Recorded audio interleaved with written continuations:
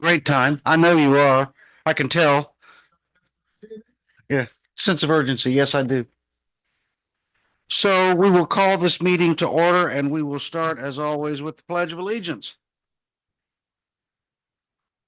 Ready, begin. Pledge allegiance to the flag of the United States of America, to the republic in which it stands, one nation under God, indivisible, with liberty and justice for all. Here we go. All right. Roll call. Do the roll call now.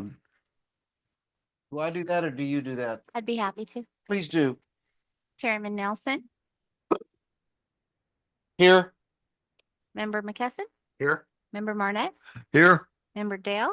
Here. Member Gasca. Muted, but I see his face. Is he not on? Yeah, Mig, you're muted. Or on a different conversation. I see him there. All are present. Thank you. Well, we can see him, so that counts, right? He can raise his hand if he can't mute. Hi, Mig. Yeah. There we go. Okay. All right. We're doing roll call, Mig, if that's okay. Yep. Okay. Okay. Seating of alternates, we have full complement here today, so we do not need to seat alternates, and we don't have an alternate at this point. That's correct. Rick has departed. Is that right? As of 5 o'clock last night, yes. 5:30 maybe. Okay. Yeah. All right. So at some point, I guess we will need to address the question of an alternate. Yeah. How are you doing on, typically, we have this thing where the Finance. Yeah. Yeah. How are we doing on, well, we'll get to that. We know that we are going to need an alternate, so we'll leave it at that for now. So we don't need to seat an alternate today. Item 5, additions, deletions, amendments to the agenda. We'll start with the staff. Anything you want to change? We have none. Okay, any committee members have anything they want to change? Nope, negative. No. Mig, Carrie, you good? All right. So approval of the agenda. Do we have to vote on that? Yes. Okay, so is there a motion to approve the agenda? Yeah, I Oh. so move to approve the agenda as put forth. Steve moves, I'll second. Roll call. Member Nelson, Aye. Member McKesson, Aye. Member Marnett, Aye. Member Dale, Aye. Member Gasca. She muted? I think Mig, I think you're muted. You know that? he's doing something else. Okay. We have a majority. Yes. He abstained. Yeah, Mig abstained. All right. Item 7, public comment. Do we have any members of the public? No members of the public. Any requests any speaker requests? I have none. Thank you. None? Okay. So I think we move on then, don't we? Item 8, approval of minutes. All of you have seen the minutes that Therese and her team put together. Are there any comments on the minutes? Any requests for changes in the minutes?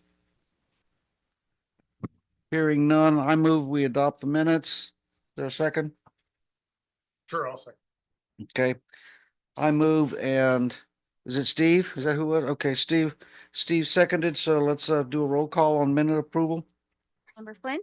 I'm sorry, Member Nelson, Aye. Member McKesson, Aye. Member Marnett, Aye. Member Dale, Aye. Member Gasca.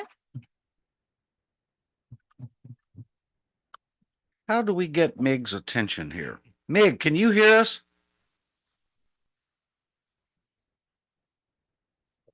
I'll text him and see if he can. What? I'll text him and see if he can. Right. That'd be great. Okay. So we're going to move on. The minutes were adopted with one abstention. Comments and requests. We'll start off with the general manager. What you got, Jake? I don't have much today. I'll keep it real brief. And I don't think I reported this back to the program or back to this committee. I did to the board. but the crop swap program, we've tallied about $880,000 for our local farmers, projects that they've submitted and been approved on. So they have $880,000 reserved, um, as part of that program. I think that's the good news. The not as good news is, we're currently any further approved projects have to go on a wait list because we're out of money. We kind of ripped through the money in the first 6 months. So we're having some discussions on, finding some additional pots of funds to to go in there if you'd like to support our farmers. The so probably over the next 6 months, we'll be looking for funding. There's still some of the agencies that haven't spent their allotment. And so I think over the next 6 months, if that's still sitting there, there probably could be kind of a reallocation of funds that would help out. Because I think we had like 13 projects or so that were in the queue, that will likely, assuming they're approved, which most of them were being approved, would fall on a wait list. So we're hopeful that eventually there will be some funds there for them, even out of the first tranche of money. But had a meeting with the 4 or 5 agencies and everybody's kind of on the lookout for opportunities for some additional funds. I know you've told us this and I just don't remember. What is the source of this funding? Is it the legislature? State State? Department of Water Resources. Okay.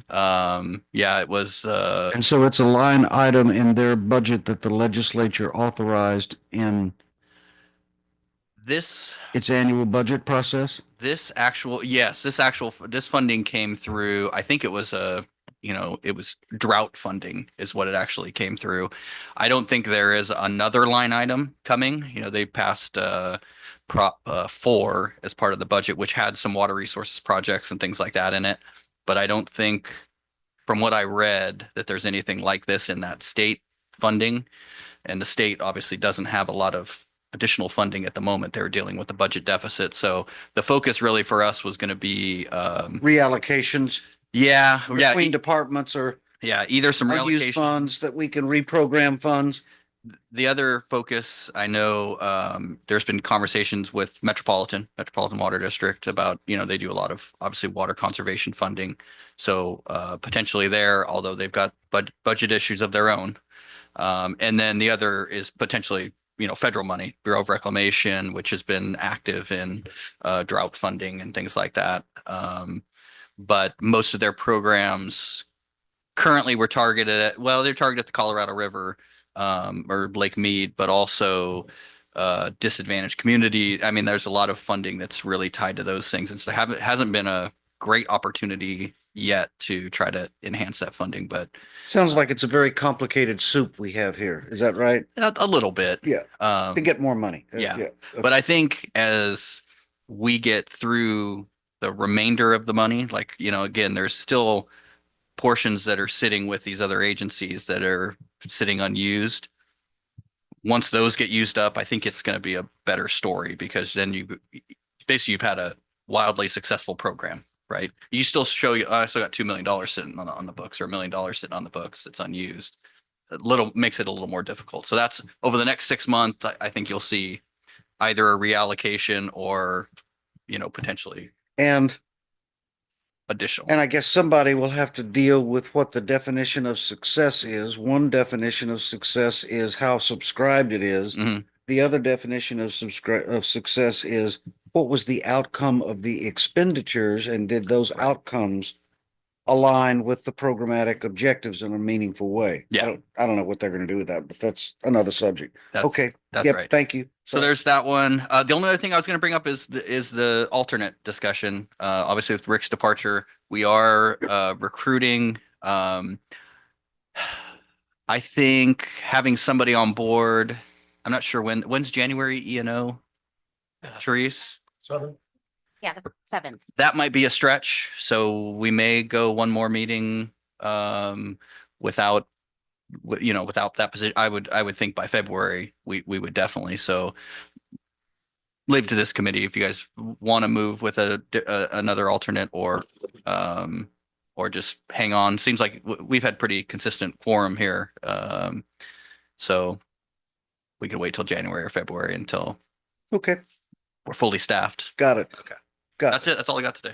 That's it? That's it. Perfect. Okay. So question, how is the recruiting going for? I haven't had a chance to review the resumes yet. I think right now, over the weekend, it's open until filled, so we're leaving the recruitment open. But this past weekend, we said this week we would do the first review. Oh. And so that's going to happen this week. So you're getting a good pool? We've got a number of applications. I know that. The quality, I'm not sure yet. Yeah. I'll have to take a look. So, but we do have quite a few applications. Yes. More to come. Excellent. Okay. Engineering and CIP program manager comments. Chad, what you got? I have a few comments or updates rather, because we don't have any engineering agenda items today. So given the committee an update, as the committee will recall, we started monitoring the Morrow tank. This is adjacent to the Morrow Reservoir a little over a year ago. This is the subsidence issue. It's settling. Yep, Yep. it's moving. And that was based on visual observations from staff. That crack looks a little bit bigger than the last time I was out here. So we set some inclinometers. That firm is Atlas Geotech, Atlas Engineering, and they are in the process of finalizing all of their data that they've compiled. The tank has moved so much that the hole, the bore that the inclinometer did is now compromised. So we know that, so we had to stop collecting the data. And so with that, they're going to give us some recommendations and their evaluation of it's moving. Right now, we're operating at 50%. Yeah. And so that might come down to 25% or something like that. This is not a CIP project at the time. It's not listed for any repair. So we'll have to incorporate that into the program as well. I know I can see the good news I bring. Well, it disturbs me. I know that there have been historically in other parts of the region, the collapse of facilities, physical collapse caused by burrowing ground squirrels. I don't know if we know why this one is, why the ground is subsiding, but I just find it a little scary. And are we in a relatively confident mode right now that there is no danger of this facility having a catastrophic or semi-catastrophic event right now? Are we pretty clear on that or not? We are confident. I wouldn't say there's no chance, but we are confident that that risk is low. Why do we keep water in the tank if we are in a, we can't say that there's no risk? There's a lot of operational flexibility for having water in that tank. How much water?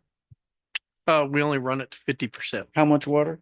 It'll be about 1.5 million gallons when it's full. So If it's full, and we haven't so even been, 750,000 gallons at half? and we haven't even been running it that high. It's a 4 million gallon tank, isn't it? I think so. So Yeah, we're running so- roughly 1.5 million, 2 million gallons of water in the tank. Oh, I thought you were saying that's the capacity of the tank. Total's 4. Oh, Total's 4. 4. Well, this is a problem, isn't it? It is. It I wouldn't say it's due to the squirrels. It was constructed on a cut fill. Okay, So half of the tank's on the cut, which is stable. Yep. The other half's on the fill. right. That And that's where we're compaction. seeing the issues. What's the impact if it's zero, Bill? I mean, if we don't, To the system. to take it out, so we can run it, we can operate our system without it in service. What it does is it changes how much we can inflow into Morrow. So how much water can we put in Morrow right now? And we did run it for years, actually out of service. Mhm. So it's not a problem. If something Mhm. happens, we're like, take it out of service. Okay. It's an inconvenience.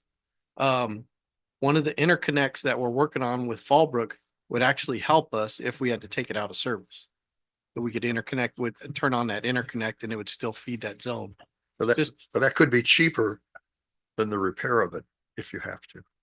I would certainly. Yeah, So, yeah, yeah, yeah. to Yeah. replace the tank is There's been- millions. Yeah, right? there's been talks of complete demolition and construction of a new tank, grout injection into the subgrade there. There's all kinds. So hopefully Atlas will come with a good, solid recommendation, the data they collected.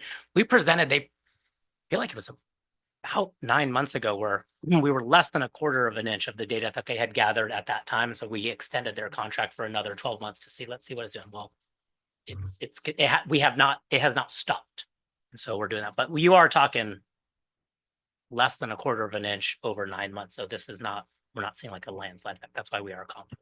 And the original structural engineer was that Kleinfelder or Dudek? Dudek. Pretty reputable firm. We have that report saying you Mhm. can operate this at 50%. All right, well, wasn't trying to be overly alarmist, but It's I have a- concerning. It it is. is concerning. And concerning that it's not listed as a CIP as well. But it's not like Palos Verdes. Not, we don't think so. Okay. If you were to go on Planet Bids right now, you'll see that the district has a district-wide weed abatement. The last time we did this was in 2019. And it did not encompass all sites and our easements that we travel on a weekly or monthly basis. This one does. We met with all departments.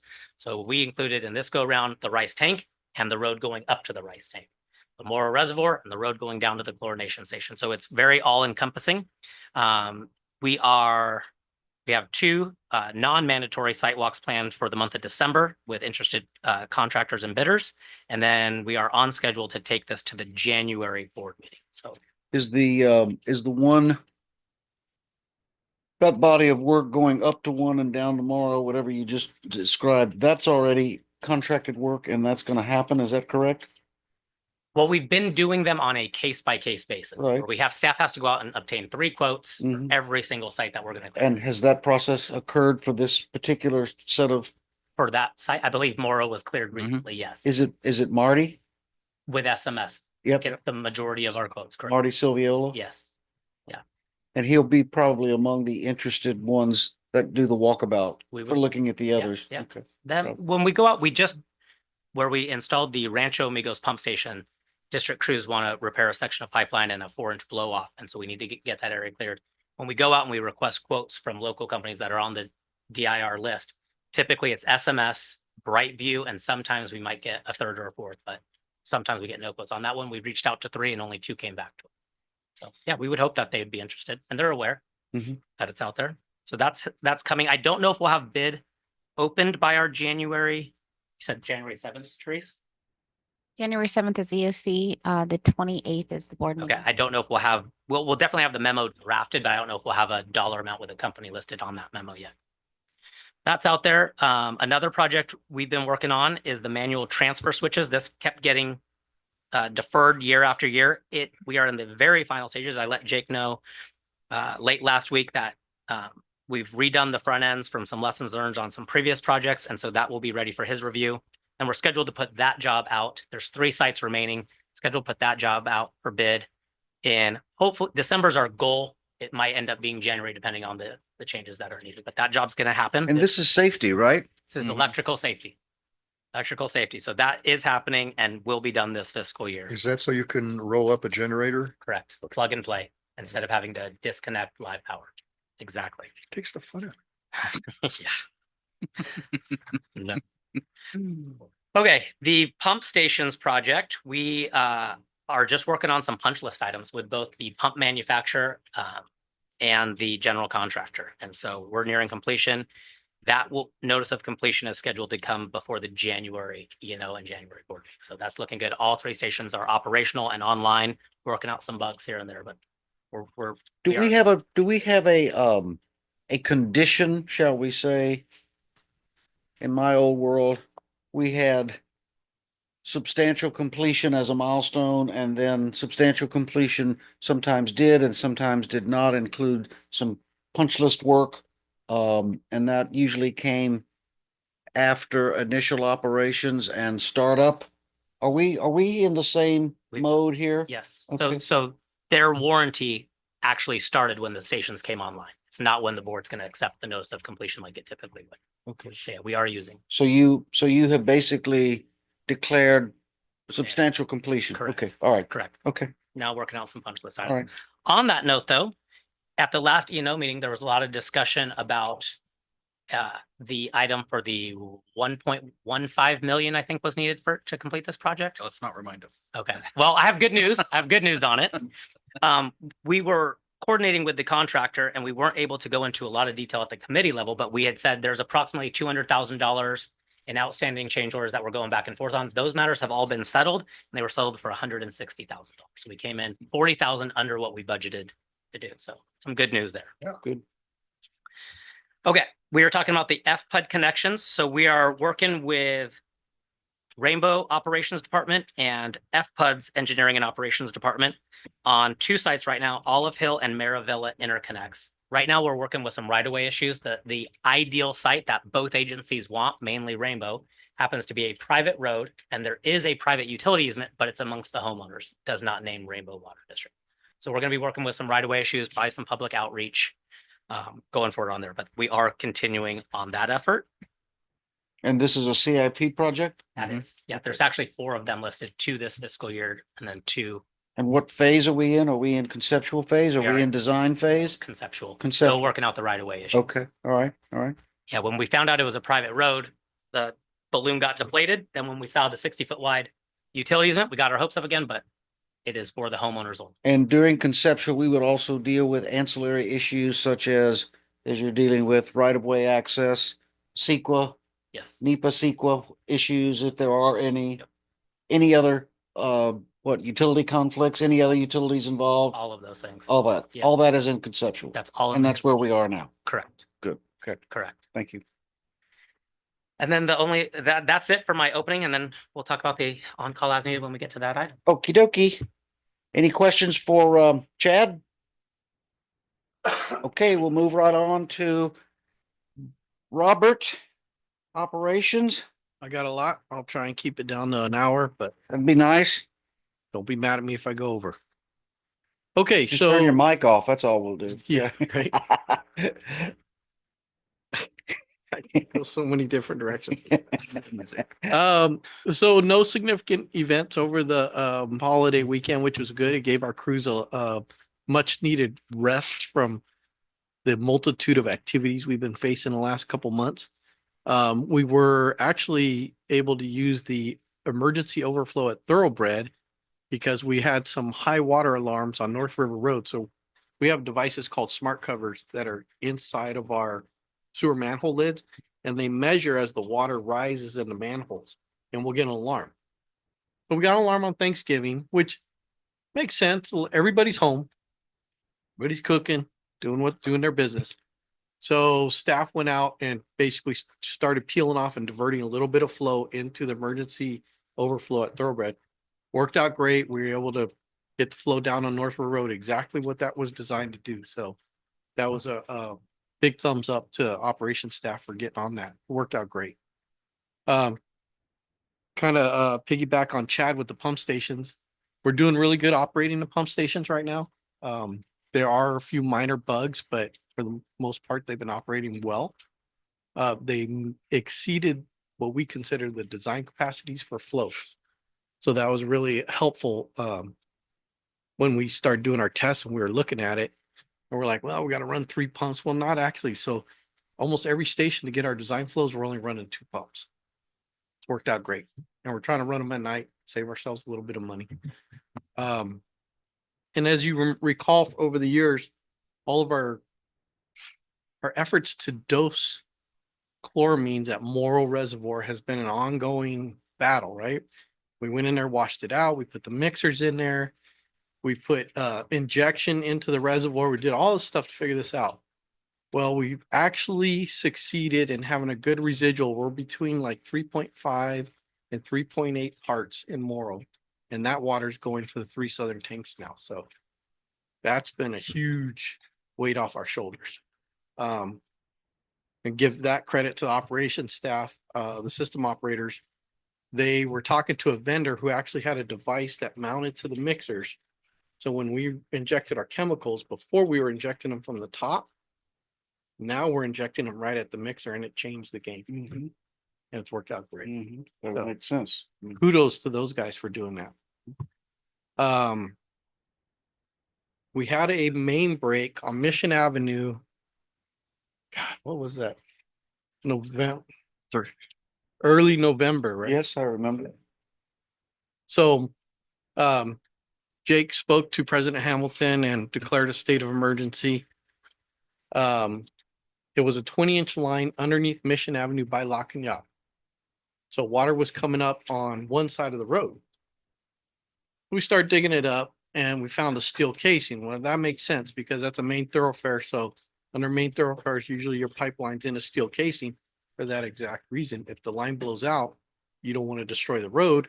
It basically shoots the water to the sides. It took us better part of a day to figure out that the leak was actually under the road. Right, so we dug alongside the edge of the road, exposed the pipe. We're like, where's the leak? Where's the leak? Excuse me. What we ended up doing was cut and capping the pipe on each side of Mission Avenue, and then we were able to turn the water on in both directions, put everybody back in water, about 70 customers. We got a hold of the folks that did the Primus liner underneath Highway 76 for Thoroughbred, and we said, hey, you guys do 20-inch liners. Because we could just take that liner and shove it through the pipe and reconnect everything. This would go down pretty quick. And they said, we got it. It's in Arizona and we can be out there next week. So myself, Jake, and Issa were on the phone, working all this out over the weekend and getting everybody dialed in. Suffice it to say, they came out literally the following weekend. We were able to get that liner in there and we got it reconnected. So, and that, what we learned from that is that 20-inch is one of the critical feeds into Morrill Reservoir. And now we've essentially bulletproofed that road under Highway 76, so, or under Mission Avenue. And it worked out really good. We spent some long hours out there. And that was, kudos to the construction guys. FPUD came out and gave us a hand. So we reached out in them, called in some favors. When I called, like, hey, we need some help. Our guys are getting at their wits' end out here. Basically, we're running out of bodies. We've been working too many hours. And the answer I got was, Robert, I owe you 10 times over. I'll be out there right now. So their manager and supervisor came out, looked at everything, said, we'll take it. Send your guys home. We'll take it over. Good. I don't even have to buy him a lunch. That's how much he owes. So we're thinking everything's going good that day. The garden fire starts over there off of Gerd. So some of us went to the command post. First of all, Robert. Yeah. Where on East Mission exactly did this, Just south of La South. Cañada, South Mission, South Mission. by South of, south of La Between highway- Cañada? Yeah, Okay. between Highway 76 and La Cañada, Okay. Thank you. not in your neighborhood. Huh? Not in your neighborhood. No, that wasn't my thought. My thought was, just Mission is that portion of Mission is a very, from 76 to Fallbrook is a very heavily traveled Main artery, yeah. artery, and I just was curious. And it's also, it varies in width. It starts off 4 lanes, then it goes down to technically 2, but it's really closer to 3 by the time you'd look at all the little widths and the shoulders and everything. It's probably 3 or 3.5 Yeah, they were in a lanes wide. they were in a 2-lane section. The good news was you could work, especially with the liner, you could actually work on both sides. It required 2 crews, basically one on either side of You Mission. just went at it in both directions. Went out in both directions and just with some creative traffic control, able to keep it in 2 directions. yeah. So it wasn't terrible. There was still some slowdown, They- especially during rush hours. They had to but slow down to get through the cones, but we didn't have to stop and let 20 cars go and then Right. they were Just- still going. They were going. Yeah. All right. Every once in a while, we'd stop them if we had to pull equipment out and do Yep, stuff. yep, but- yep. Great. So back to the garden fire. So the garden fire pops off. Luke was involved in it. We went up to the command post, which was at Montserrat Winery, get ahead, try to figure out what's going on. We learned very quickly they were dipping out of the heli hydrant, like real quick. So we got a system operator up there at the heli hydrant to monitor it, make sure we didn't have any issues with it. First time it was ever used. And what I was being told over the radio is that 4 helicopters rolled up on it and started to pull water. So one would hover, get water, take off. But because the fire was so close, as that first one was dumping his load and coming back, the 4th one was still trying to get water. And so there was a delay. because it was so effective and not because they couldn't get the water fast enough, the tank was filling up fast. We had a lot of water there. So they sent 2 helicopters over to Vessels, to the lakes at Vessels. Had them pull there and they left 2 at the heli hydrant, and that worked out good because they kept their separation. So they weren't stacking on each other. So it did what it was supposed to do. Undoubtedly, it helped save those homes. There was no structures destroyed in that fire. No injuries that I know of. Fire department did leave they painted it real pretty pink up there. That's Yeah. kind of like that. I hadn't Yeah. seen that before in that particular area. Yeah. Yeah. We had one air vent that got burnt. It was right in the path of the fire. We had a meter and backflow. I think they were burnt as well. So, I mean, that's gonna happen, right? But all in all, it worked out really good. Jake did a couple of interviews with different news organizations because it was big news. First time the heli hydrant was used in San Diego County. Yeah. So And it was ours. I saw. 30 some odd tons of it. It was, yeah, I think we were up to like 35 or 36 trips they made on that guy. So When they took the water from Vessels, who paid for that water? that's well water over there. Fire departments don't reimburse. And they had the big choppers going to Vessel. Yeah, the SDG&E Sky Crane was pulling out of Vessels. They don't reimburse. But he's pulling about 1,000 gallons. And that water's black. When they were dumping it, it was black. I could tell. Would you like to see the video? Okay. Yeah. Anything else, Robert? We're out on Gopher today, not us, but with the contractors out on Gopher, paving Gopher from our pipeline job out there. So I think the next E&O and board meeting will come back with what the final costs were. And it looks like it's gonna be less than what we originally anticipated, but we need to wait till we get this final invoice from the paving contractor, but they're out there today, so that worked out really good. No, I think that's it. We'll watch the video. It's a great video. Okay, while the video is playing, I will ask if it's time for committee member comments. Steve, you got any comments you want to make about matters in general? Just as I look towards the January meeting on the 7th, that's bumping up against holidays and things like that, or do we anticipate enough meat in the agenda to hold that meeting? Well, we'll likely have, I mean, your flavor, I don't, notice of completion potentially for the pump stations. Probably completion notice on Gopher, right? Gopher, yeah, the Gopher completion. So there's a couple items there. Yeah, fortunately, it's into the second week of January, which is good, not in Yeah. the first few days like Yeah, this month is. right. So if you're up for it, we'll still have it, but I don't think I understand. I thought this committee met on the first Tuesday. Right, which is the 7th of January. Right, 7th, Yeah. yeah. That's okay with you? Yeah, I just wanted to call it out to make sure that there is enough material content to hold that. Gotcha, okay. Yeah. All right, let's continue on then. Oh, Robert, you got any comments? Don't have anything. Okay, and Mig and Carrie, you got any comments? I'm good for right now. Okay. Carrie?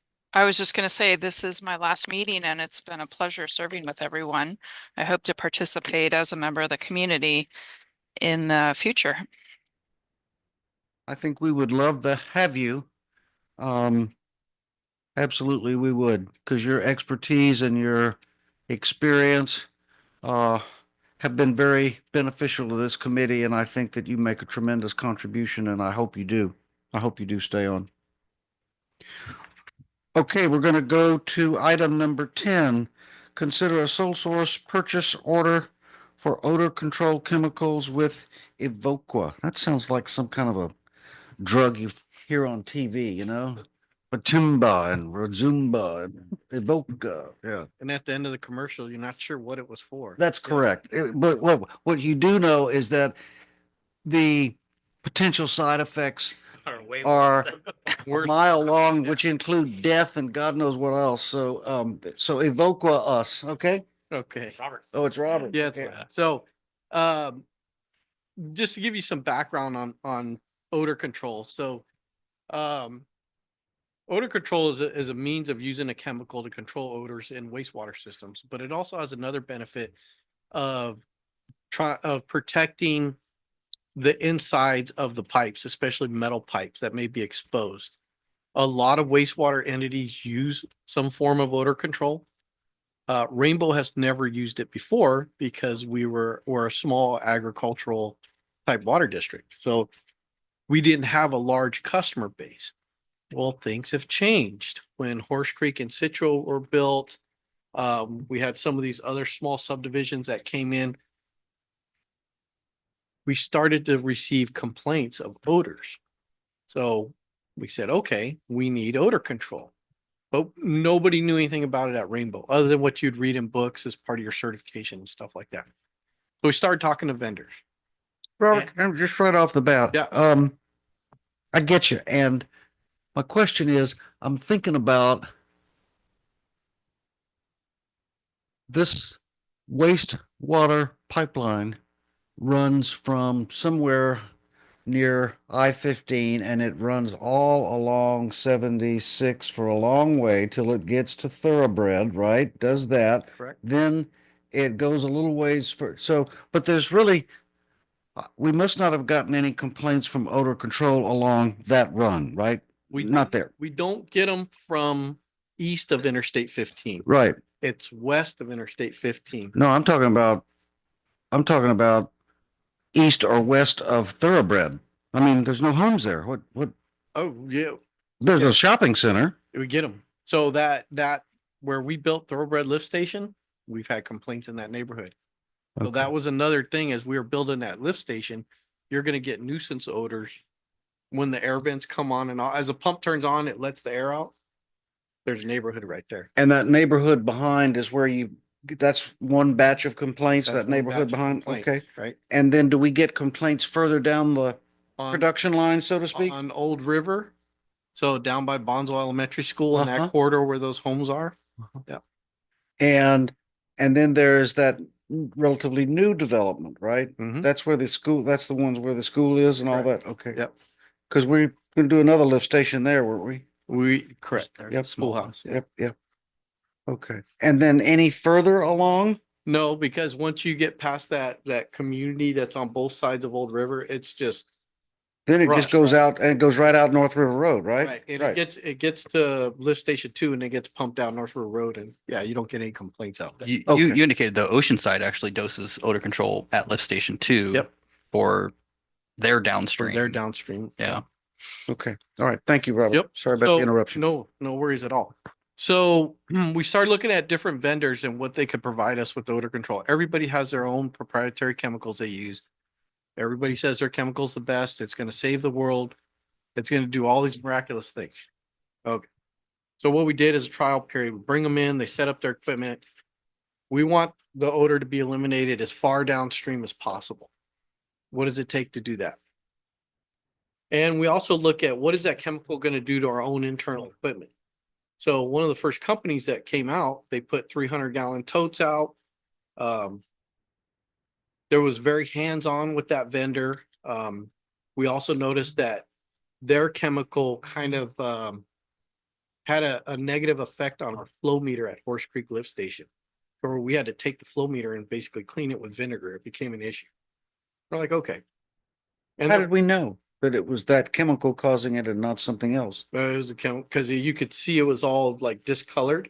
It was like had like an iron and manganese type color, like black and like reddish brown color on it. That wasn't there prior. And that's the color of the chemical? Yeah. So we worked with them. Customer service was off and on with them. Okay, so we tried another company. The second company we did, it was really interesting with them on their customer service. They did not really participate with us. It was really strange. And I don't know, it was just odd. Both those companies' price points were really close. Saw that. Then we reached out for a third company, and their customer service was off the charts. Very effective at controlling odors. They actually let us get access to the it was via a cloud where we could control the dosing of the odor controls. And they gave us access to that. So that was pretty cool to watch that and be able to have hands-on with that. Their price point was significantly less than everybody else. And they were very effective at eliminating odors. All the questions that we had and concerns, they were quick on the return for answers and whatnot. And so we thought, well, I think we got a good opportunity here to work with these folks. And that's Evoqua. Last year when we did the budget, we put a line item in there for the budget for odor control, but we didn't know how much it was going to be. We had an estimate and it was based off of some of those higher numbers. The reason it's an estimate is the summertime you dose more and the wintertime you dose less. The wastewater's cooler. It's moving a little bit faster with I&I, so you don't need as much chemical to knock down odors. You have less odors during the winter. So the board already approved the budget with that number in there. What we're asking for here is the board to approve a sole source with Evoqua. The budget number itself has already been approved by the board. And it's a different way that we did this because we just couldn't say, hey, everybody give us a quote for your odor control. We actually wanted to evaluate the effectiveness of their odor control and the impacts it was going to have on our system. But coincidentally, the company we like is significantly less, and it's actually the same company that Oceanside's using to dose at Lift Station 2. That was another concern is if you have company A dosing their chemical here, and then it gets down to where Oceanside's dosing their chemical, and now they have some sort of negative reaction with each other, that impacts Oceanside at their plant. The fact that if we can stick with the Evoqua and continue to dose the same chemical that Oceanside's doing, it has a net positive effect all the way to Oceanside's treatment plant. So it you know, after several years of researching this and trying to figure all this out, this is where we are today. And we're essentially asking for a sole source to go with this one company. The numbers that they give us are good for a year. We can't get 2 or 3 or 5 year extensions. Chemical companies are not, you know, ready to lock prices down for 3 to 5 years. We wish they would, but. Any questions? In the contract for subsequent years, is there any kind of cap on the amount they can raise you, or do they bait the switch after 1 year? Yeah, so there's no cap on, they don't cap it, but what we want to do is come back to the board every year. So we would allocate the money in the budget, but every year we would come back and say, we want the board's approval to use this money from, you know, to pay this company, and this is why. So we would essentially ask every year for the board's approval to use that. But with the vendor themselves, though, is there anything contractually that says prices won't exceed 15% year over year or something? No, they So won't, they won't do that. The teeth is we go somewhere else. Yes. Yeah. And it may be as simple as, you know, they increase their price by 2 or 3%. Right? And it's like, okay, Yeah. it's a no brainer. I have a question. Are you, sorry, you done, Steve? You sure? Yep. I see, I'm having a hard time with cost here with expense. Okay. And it could be, I just haven't seen something. I read in the calendar item that the board has approved a $90,000 budget for odor control. That's wonderful. As I go through the rest of the calendar item and the material provided by Evoqua, whatever. I see that they want to charge $3.17 per unit. But this contract that we're seeking sole source, which I get the justification for that. How much money are we going to spend? Are we going to spend the whole 90,000? How much are we going to spend? This is a not to exceed. What is this? This is a not to exceed the 90,000 that's already been allocated by the board. If we exceed that, it would go to the general managers for his, unless Right. it exceeds his signing. So we're planning on using, are we planning on, or are we just thinking we might use the full $90,000? That's what I'm trying to get at. What do we think we're gonna spend here? I think that would be a worst case scenario. And the reason I say that is it depends on what the weather conditions. If we have a wet winter, we're not gonna use that 90,000. If we have a dry winter, there's a good possibility we're gonna get to that high ceiling.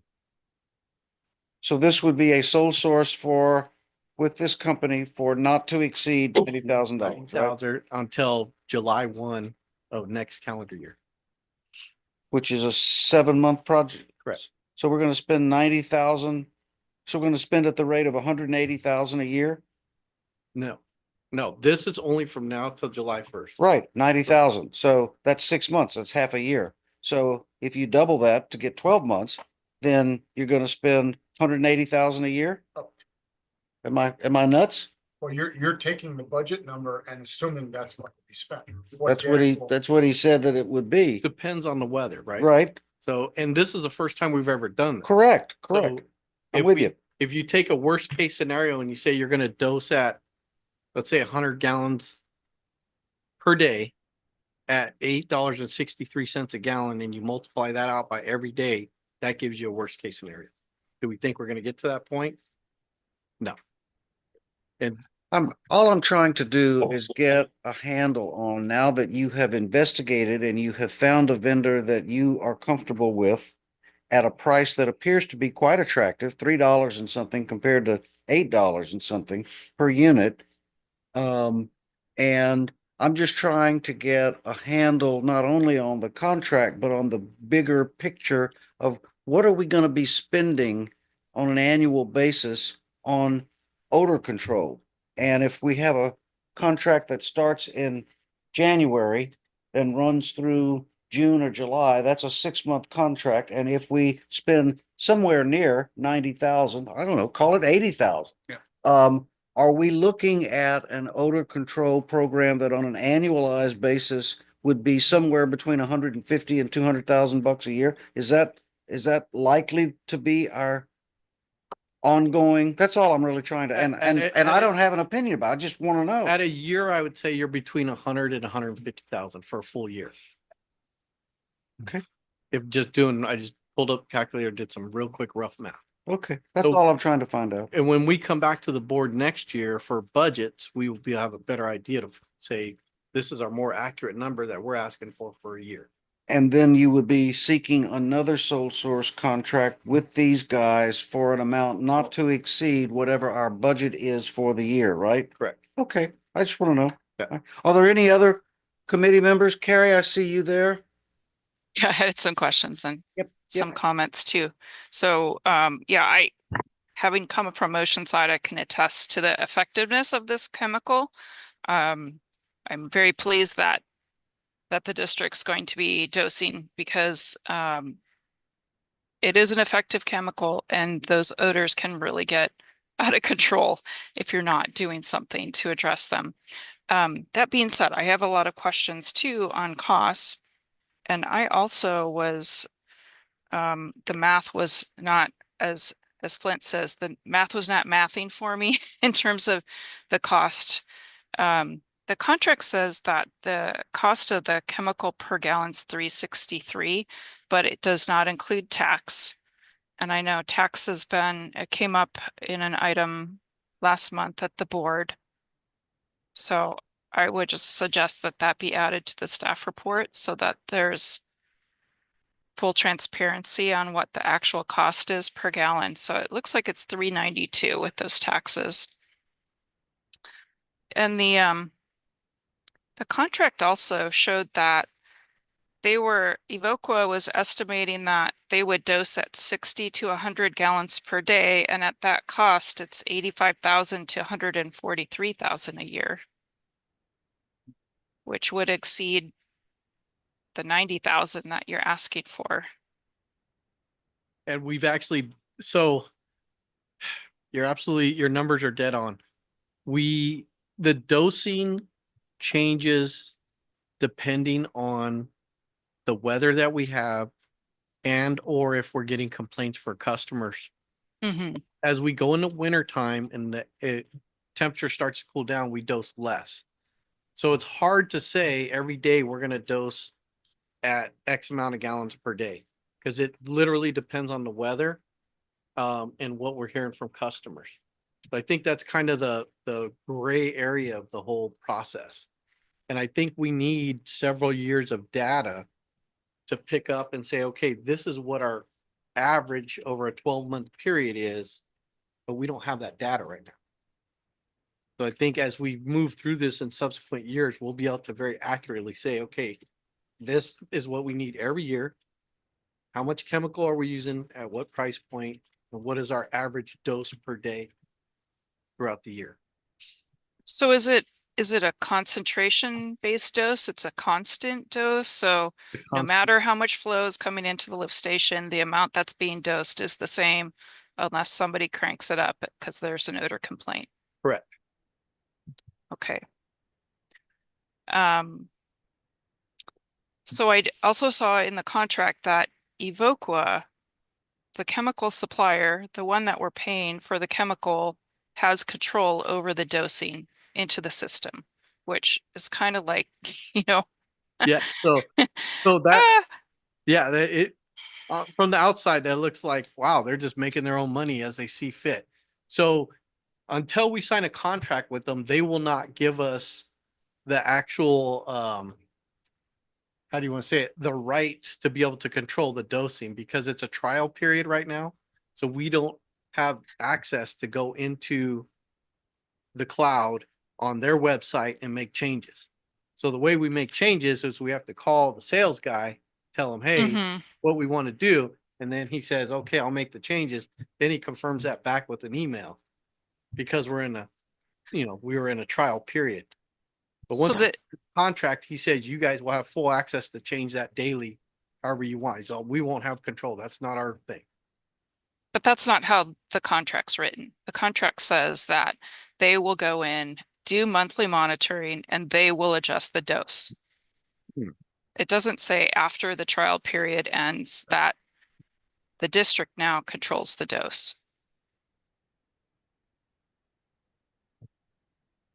And Carrie, but for following that question, or your question is, how do we then monitor what dosage is effective, right? Is there parts per million sniffer that's out there and how do we measure and monitor? If Yeah. we're too much, too light, too whatever? So we have sensors downstream that are picking up and they're measuring how it's H2S that's in the system, right? And we tell them, hey, we want to dose it and we don't want anything more than 25 parts because that's what people can pick So there's a up. mechanical means to measure effectiveness of the dose. Correct.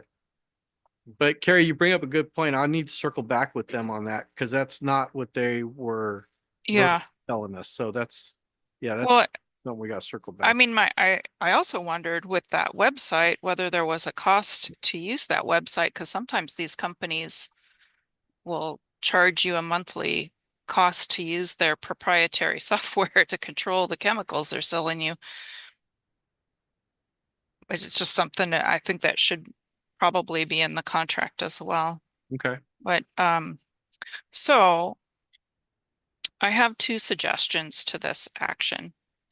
I recently, and I didn't share this with the committee, I recently took a trip to Denmark and was on a wastewater technology tour. And one of the technologies that we looked at was a system that monitors H2S, and then based on that H2S, then they do,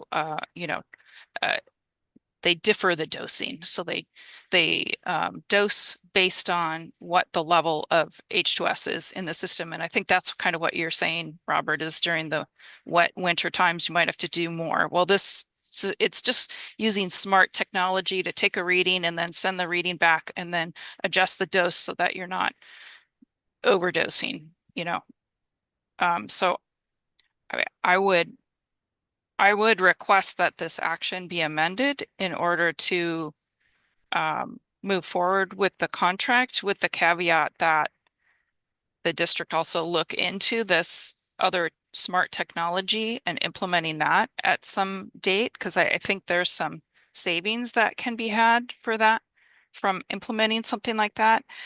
And I also wonder about piggybacking with Oceanside on their pricing because they're getting costs at 301 a gallon. Ah, good point. Yeah, I'll give Rudy a call on that. And can you send me a link on that technology? Yeah, I actually know of two companies that do it. One is Smart Cover in Really? Escondido. Yes, they do it. And then there's a Denmark company that also does the same thing. But Oh, yeah, well- I'll send that to you. We have a great relationship with Smart Cover, so we can reach out to them. Yeah, I mean they offered to do it at Oceanside, just a pilot test for free. Because it's a emerging type of technology. So I would just, yeah, call them. But We have over 30 Smart Covers in our system, so.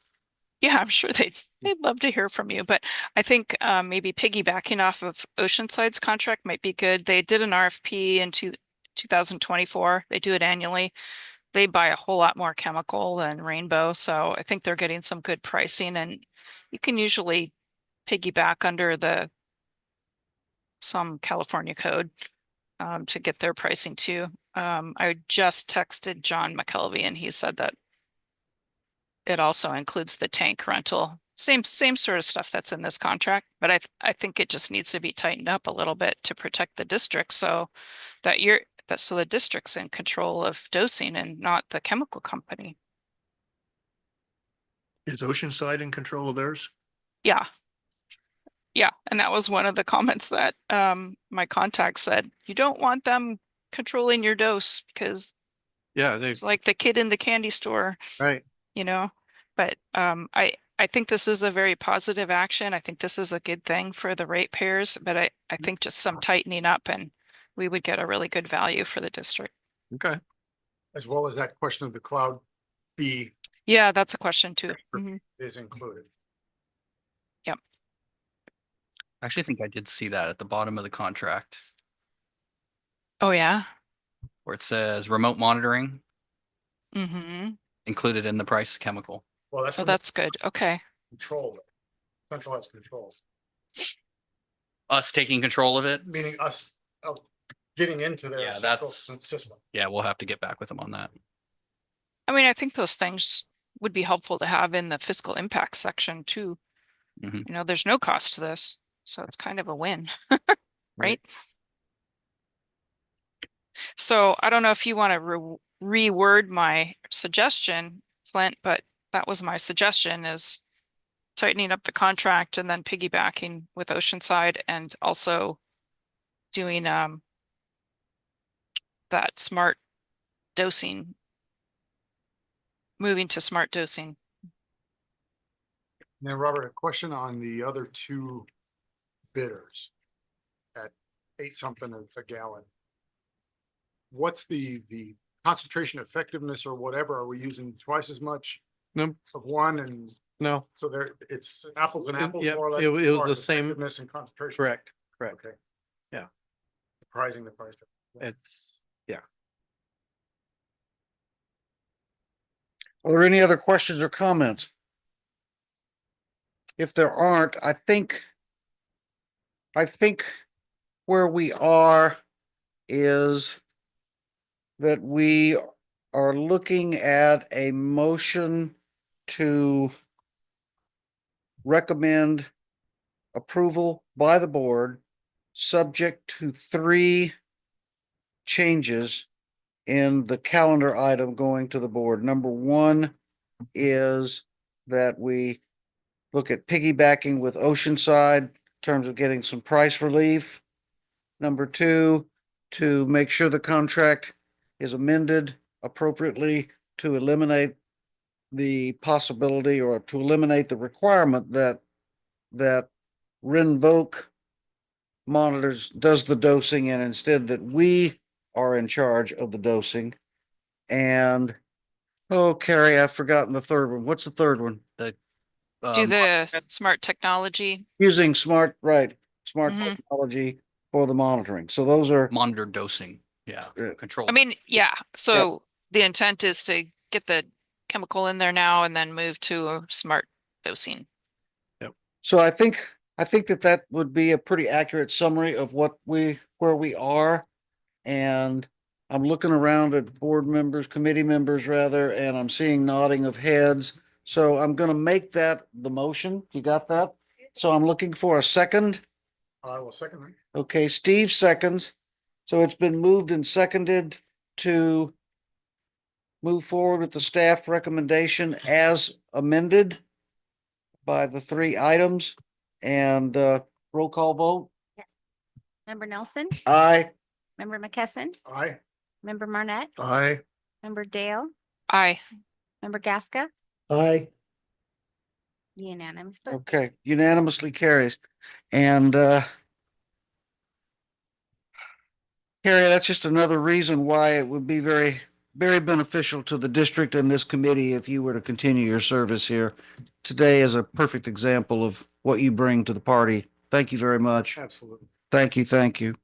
I would have never figured it out. Reading that contract and all that stuff was kind of like reading quantum mechanics for me. I didn't know what was going on there, but I'm glad somebody did. So that's good. All right, item number 11, consider adoption of an ordinance amending the administrative code to incorporate chapter 7.01 safety policies. And I'm assuming, Luke, you're going to be the presenter here? I will be, yes. Have at it. All right. All right. Yeah, for those of you that haven't met me, I haven't had the chance to speak in front of most of you, but my name is Luke Johnson. I'm the Safety and Risk Management Officer. Been here a little over a year now, so kind of getting familiar with the district. But this action item, if you look at our current administrative code, there's a chapter 7 in there for safety and operations, and it's just that, a title for safety operations, and there's no content behind it. I think at the time it was supposed to be kind of build out or filled out, but in the interim between a couple different safety people and before my hiring on, it was just kind of left blank. So this action item is to fill in that section and start to provide some safety and risk management criteria. It's very high level, just kind of general topic overviews of our program, having an IIPP, how we plan on conducting training. Most of it just references Cal OSHA, which is kind of the guiding principle as far as safety goes. So it references that pretty frequently, but it's a very high level overview, fairly generic. So it provides some flexibility to update things as Cal OSHA and the safety programs get updated as well. So you'll see some information in there as far as the program management, us having the IIPP, how we plan on training the personnel, some program responsibility between supervisors, kind of understanding our safety programs and implementing it across all the staff and the employees, ensuring employees follow the safety program. So as you look through it, you'll just see there's kind of very high level descriptions, but that way it provides some flexibility to not come back to the board all the time to make small corrections and updates. So if you want to look through them or have any questions on as far as any of the sections, but that's kind of what this is just to kind of build out our admin code and fill in that safety portion. Yeah, I mean, I read through it and I didn't realize we're starting from a blank page and we're adding all of that. I thought it would, but It is, yeah, yes. It's currently blank, so. so anything's better than nothing, but I think anything there is a great start and I concur with what's there. Robert, you got anything? Comments or questions? That's fine. I have a Carrie, question. Meg, comments or questions? No? Carrie's got a question. Okay. Yeah, I have a question. Okay. So, yeah, that was, I guess, was my question or comment too, was whether this was new or what was being changed. And it sounds like it's all new. That's correct. Yeah, currently there is a chapter 7, but there's no content. It just says chapter 7, safety and operations, and then it's left completely blank. So I know there's another action coming forward and there's red line on that. And I'm just wondering if it makes sense for this to all be red line. So it's all this new. one, there's not really anything to redline because there was no content previously. The retention policy we did have in the admin code. So all that information was there as I was going through the safety program portion of those chapters. I was also updating the retention policy according to Cal OSHA as well. So we had a number of items in there that their timeframes and the retention policy didn't match what Cal OSHA requires. And some of them were significantly longer, like keeping documents permanently when they're only required to be kept for 3 years or 5 years. So that we could start cleaning up some of our documentation and get rid of things that we're not required to keep. So let me restate that. typically when you're adding something, you would have it in red. And I just think that would be helpful for the reader to see that everything in red is new. Okay. So make it all. Or red. if, Get all or red. if, yeah, Yep. I Okay. just think that would be, I mean, I had no idea that. Yeah. Because it was all black. I had no idea what was going on. So thank you. I got it. Now I see what you're getting at. Yeah, that's fine. We can do that. And maybe include some commentary at the very beginning. We're starting from a blank chapter. Okay. Make it just totally clear. I agree. I think it'd be helpful to state in the write-up for the calendar item that there was no there to begin with, and this is all brand new material. Yep. To fill in a historic vacuum. Understood. Good. The only question I have is really not about the content of this, but the implication of this. Are there any financial impacts to what's been written here? Is this going to be asking us to do anything different or over and above what we are doing now? No, it isn't. It's everything we're kind of currently doing, just putting it in writing as far as having an IIPP, which we already have. It's very standard for OSHA to require that. Maintain like a OSHA 300 log, which is our injury and illness report. Mhm. That's a standard thing that we have to post out there. So they're just very broad, overarching topics for safety, but keeps us compliant with OSHA. But yeah, there's no financial impacts. There's no like additional training or anything being incorporated as part of this. It's just basically stating what we're currently doing here at the district already. Yeah, and I think it's really more memorializing the BMPs that we're following already. I'm going to compliment Luke here real quick. I've had the pleasure of working with a couple of good safety officers and a couple of others. And Luke is a very good safety officer involved, out in the field, visible, on the job sites. And so that's, as I read through these things, I know right now that's all happening. But I think, from my perspective, I like that it sets some expectations for what the safety officer and the general manager and our employees are required to do. It's monumentally important. And sometimes we forget about that until you have an accident.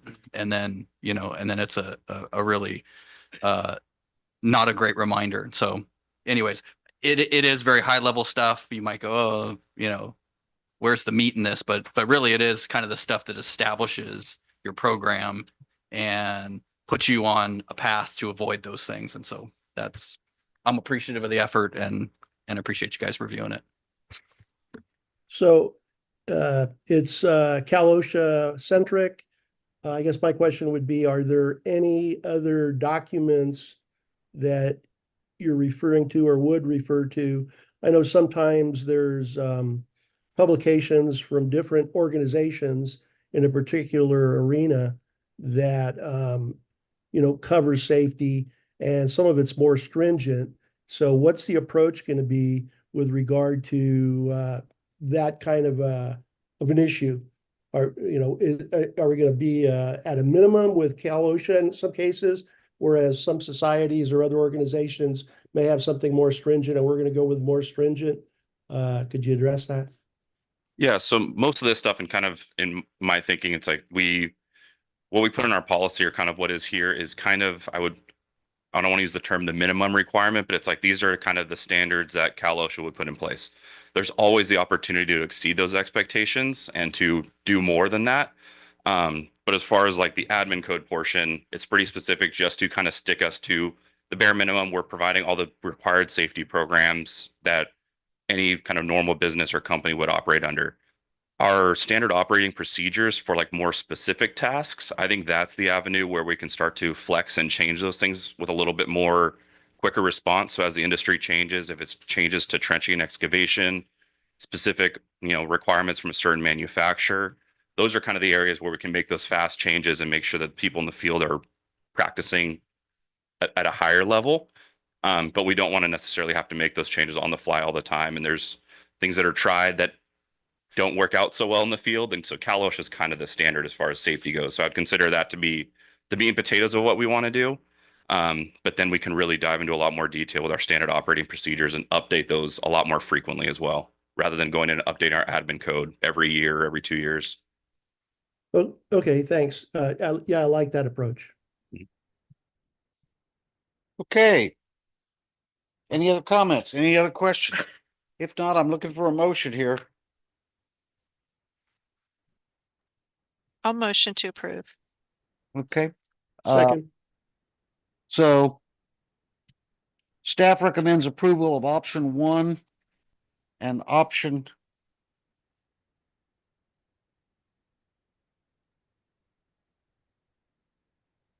to add. Okay, option 1 is to add. Okay, so we're going to be recommending that the board accept the staff recommendation. Okay. Is there a second? second, Okay. Um, I think Robert got there first, so be Robert on the second. Okay. All right, go ahead, let's do a roll call. Member Nelson. Aye. Member McKesson. Aye. Member Marnett. Aye. Member Dale. Aye. Member Gasca. aye, Vote is unanimous. Okay, unanimous, great. Item 12, consider adoption of an ordinance amending administrative code section 5.05.050.08, risk management retention management reference guide. And I take it this is about what is our policy on document retention? Is that correct? That is correct. Yep. Okay. So this is the portion of all the safety and risk management documentation and how long we plan to keep those items.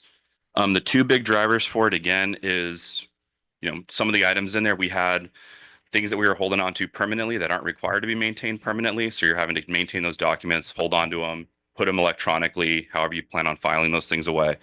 So I went through based on Cal OSHA and kind of what other districts are doing as well, and updated the retention policy or the retention period for a lot of these documents.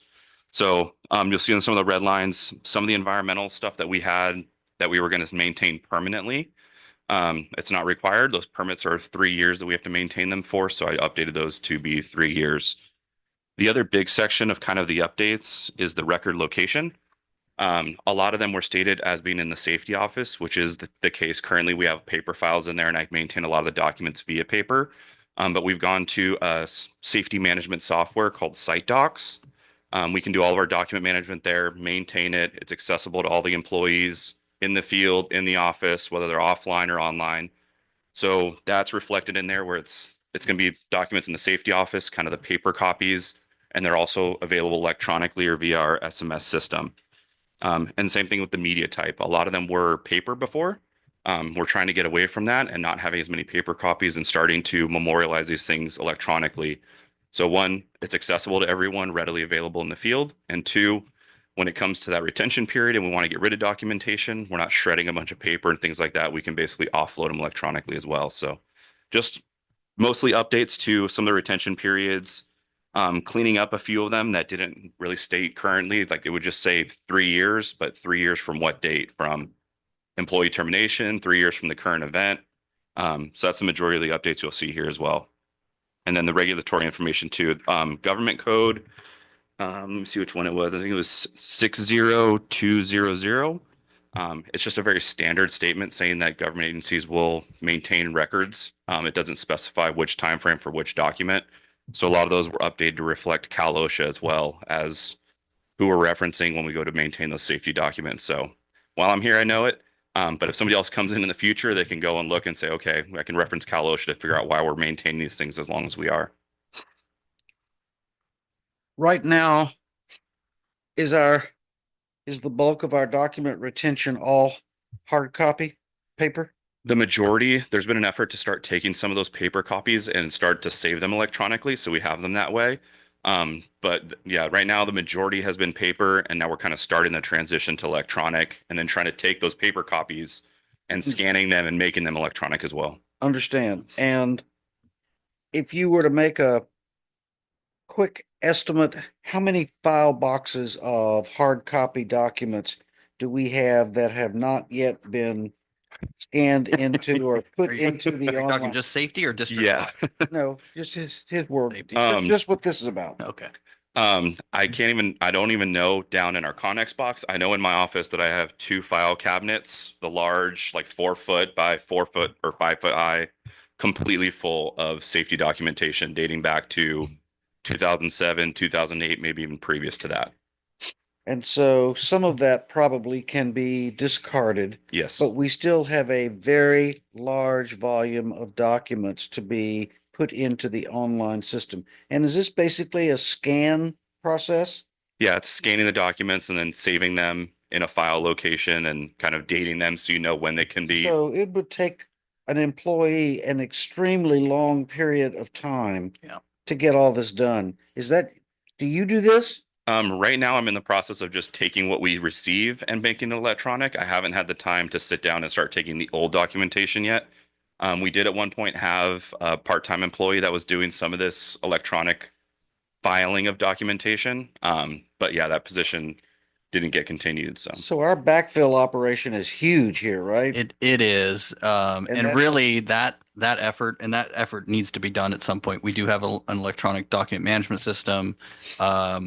A lot of the stuff that we have to keep forever, minutes and things like that. Teresa's done a great job of coming up with a nice system to get all, and Ahmed and Freddie have helped with that too. Basically a system where you can just scan it and it automatically, tracks into the system. Across the district, we have not done that.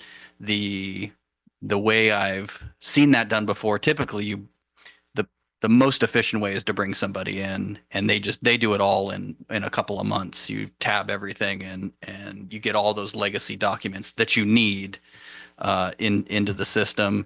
I believe we had started to budget for that this year, but there, that didn't make the final cut on our budget list. So I think what we've done in the interim is we do what we can. We're treading water. That's what we're doing. Well, right all now. new documents, right? All new documents go, and Yep. then as we can get to it, we get to it. And, That's treading water. but Yeah. there is a little bit of a mountain sitting over there that needs to be dealt with at some point. Yeah. Yeah. And the safety world is just a microcosm of the much larger world of Rainbow Municipal Water District, right? We probably have Mm. gazillions of documents in Yeah. other. I think we've done a good job of the imperative stuff, right? All of our record drawings are all into the GIS, everything that's imperative to what we're doing now, but there is a lot of historical documents that are still in paper and have not been transferred. And I would Yeah. not want to be the person doing that. That's why you bring in specific people to do it. You will burn your staff out Right, trying to. Right, Yeah. I mean, right. Homie could not do that. That's just no way. No way. Okay, does anybody have any questions here for Luke on this item? Yeah, Luke, on the location, what's the meaning of safety office versus on-site? So safety office is my office location. On site would be our different remote locations. So certain permits and things like that are required, like APCD, where it's the Air Pollution Control Board. They have to actually have the permit there on site. A lot of those agencies are starting to get away from that, where they're allowing employees just to have it electronically on their, laptop or their cell phone. But there's still a little bit of that process that we're working through of, hey, Because that's, if we do you off- need the, on site would be like at those remote site and locations. the original copy needs to be on site, not a copy. It could be a copy. Like, so usually what happens is I'll maintain the original, we scan it, make a copy of it, and then we'll put that out in the field because frequently it gets wet, rats get to it, gets torn up. So we want to make sure that we keep the original somewhere safe. And those are So kind of should in a, this be listed here then as on-site and safety office rather than some of them are pure on-site, which means there's no safety office backup. yeah, good point. Make that correction. Yeah, I see a couple more.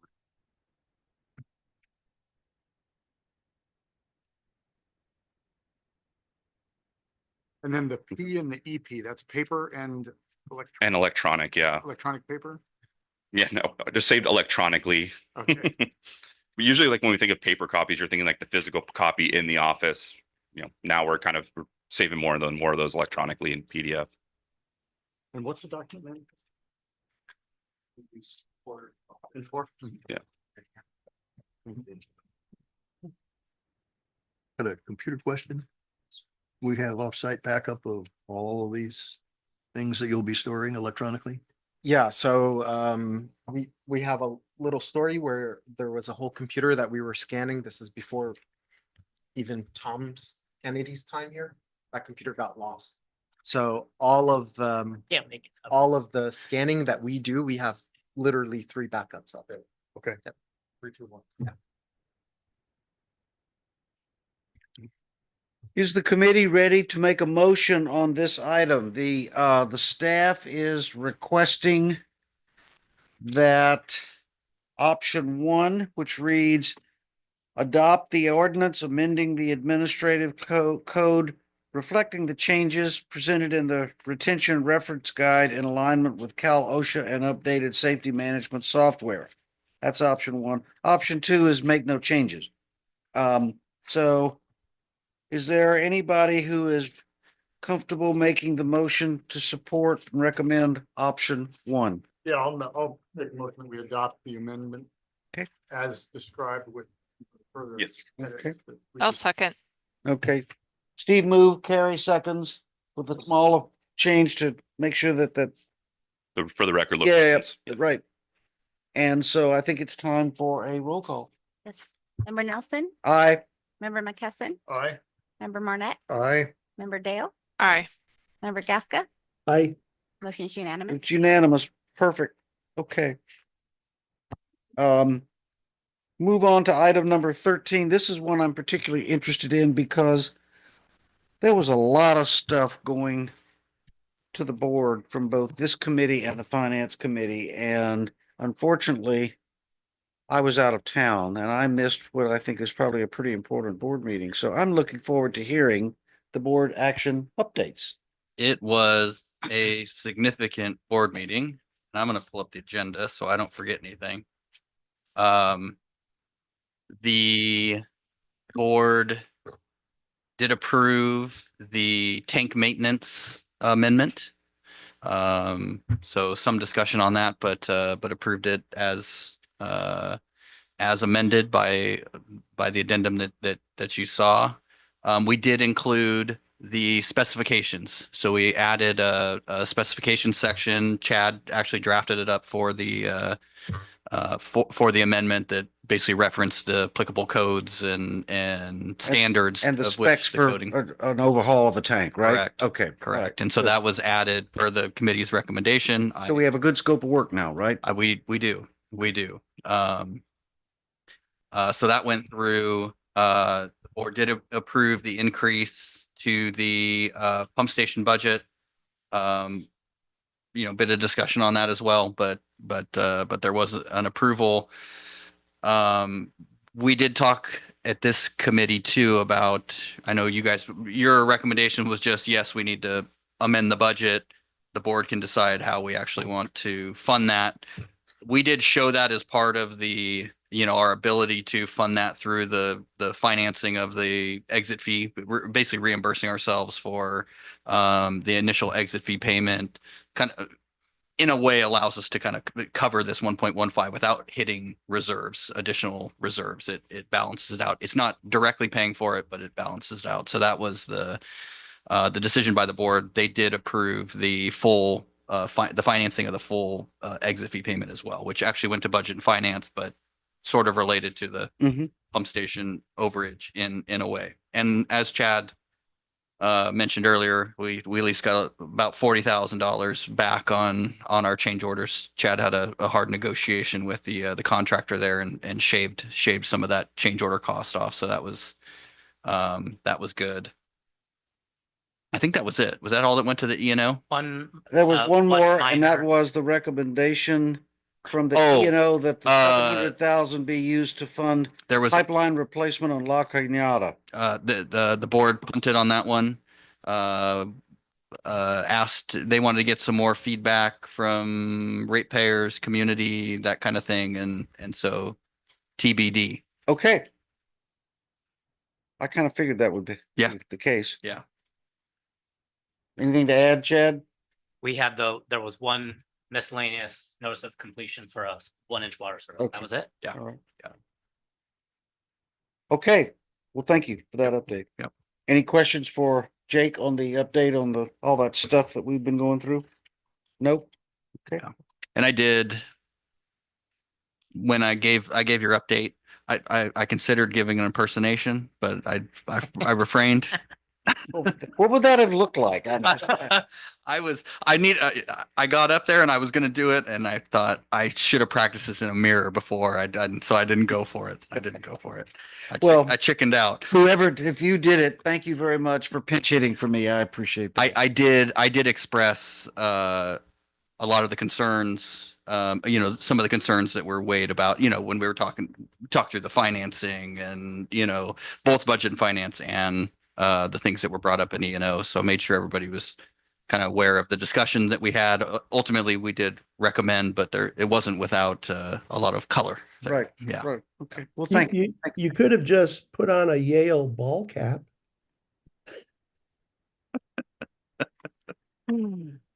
And I have a spare if you need one. I mean, I can leave a spare with you if necessary. Next time. Okay. All right. All right. Item number 14, as needed services expenditure summary. We got any yellow on this sheet? One yellow. And it was just a no cost time extension to Leighton and Associates, who's working on our pump station project. Geotech. Got it. Oop. And why is it yellow again? It's an update. It's a change. We extended their contract, Just the date. just the date. No cost, no Correct. cost date or time extension. right? Correct. Okay. All right. All right. NCE. Okay. Okay. So here we are at the end. Suggested agenda items for the next meeting. We know we're gonna have updates on what were the two items? Gopher Canyon. Gopher Canyon completion, notice of completion, right? Well, it's in-house, so. And then pump station? Pump station NOC. Yeah. It'll definitely be ready for the board. Hopefully it's ready for the engineering and operations committee. And so again, we might have that memo in draft form with the watermark on it. And that'll be statement of completion? Yep. Okay, That is all right, start the remainder of the warranty. okay. And was there anything else? I don't think there was that we came up with today. We might have the update from the consultant Atlas on the Morrow tank. If we do, we'll bring that. Morrow Tank. Yep. That one is really making me nervous. And then again, the bid opening for the district-wide weed abatement, we should have that. And as we always do, we'll coordinate with Therese if it's going to be in draft mode or if it has to be bumped to the following month.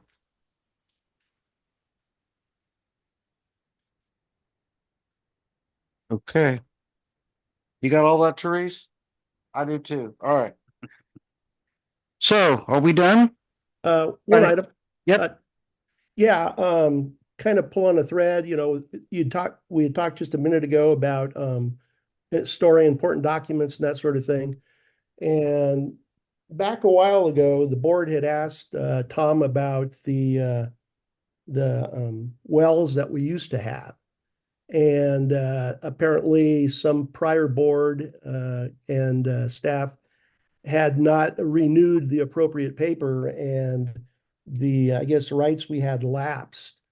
I'm kind of interested in seeing what documentation exists about those wells, because just like we were all told that there was no way to be able to leave the county water authority. I'm just want to scratch that a little bit and see if they really have lapsed forever, or if there is some way of going back to try and resecure what rights the community had in that regard. And whether we, it has to come up on our agenda, or maybe just initially us, taking a look at it. I'm going to be back in town the weekend of the 15th, and I'd like to be able to sit down and look at that stuff physically. Anyhow, it's up to you on, whether we put it on as an agenda item, which might be good, and just pass the information out to everybody to look at. Which wells are these, Meg? There were some wells that were good for about 3,000 to 4,000 acre feet. at one time that the board, the district had in the San Luis Rey River. Santa Margarita? Is that what you No, said? San Luis Rey River. Well, San Luis Rey, okay, Yeah. okay. I like it. I like it. Yeah, we'll look into it. Okay. Yeah, you might have to So- ask Tom. I don't know if staff had found the document or some of the documents, but I think when Tom mentioned, I thought he said that he'd been in the vault or storeroom and he had found some documentation. Okay, yeah, And we'll cool. definitely look into that. We are finishing too. We're at least gonna wrap up the the groundwater study that was done that looked at potential treatment and brine disposal and total, that whole project. We are going to finalize that feasibility study at least. And so I think I like to continue to scratch those things too, even if at one point didn't look like a winner per se. I think we're on board with you there, and we'll look into the wells. I don't know much about the existing wells. I know there's actually one down right on our yard. That's I don't know how old it is, but I just happened to walk by it and saw there's a well site there. Maybe there might be two of them. Is there one or At least two? one. Yeah. And I believe there are some others that are down the river. I know Fallbrook used to produce out of this basin too. A long time ago, I actually read in their little historical thing that they used to produce, but water quality drove them. I think they used to be able to just pump it and put it in the system, or whether it was used for ag or drinking water, I'm not sure. But at some point, TDS and nutrients and things, I think, pushed it out of service. And Wouldn't it be nice if we had a dual piping system so that we could send ag a bunch of water that raw did- water, yeah. Yeah, that'd be nice. So Okay, appreciate that. great. Thank you, Mick. Okay, doke. So if there's no other comments or actions needed, then I'll call this meeting adjourned. QED, let's quit and eat dinner. We're done. Thank you. Thanks a lot, everybody. Gary, Carrie. thank you again. Hey, Carrie, I'm going to give you a call. Okay. Okay.